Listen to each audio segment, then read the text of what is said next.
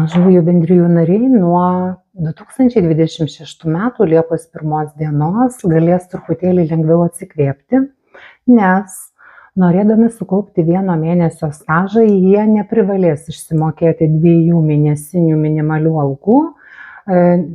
Kitais metais tai būtų 2306 eurai. Jiems užteks išsimokėti 1281 eurą ir nuo minimalios algos sumokėti įmokas sodrai ir tokiu būdu turės 1 mėnesio stažą. Taigi šiek tiek sumažės mokestinė našta ir tai pakankamai gera žinia.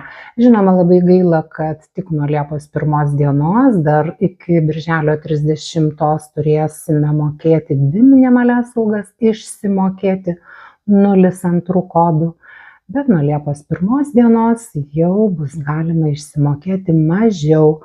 Čia tik dėl to, kad norint sukaupti stažą. Šiaip 0,2 kodų nėra uždrausta išsimokėti bet kokią sumą. Bet kai kurie mažųjų bendrijų nariai, jie nori išsimokėti pinigus pagal civilinę paslaugų sutartį arba dividendus ir labai nori kaupti stažą ligos, motinystės, tėvystės išmokoms ir pensijai gauti, tai čia į pagalbą jiems atskuba 0,2 pajamų rūšies kodas.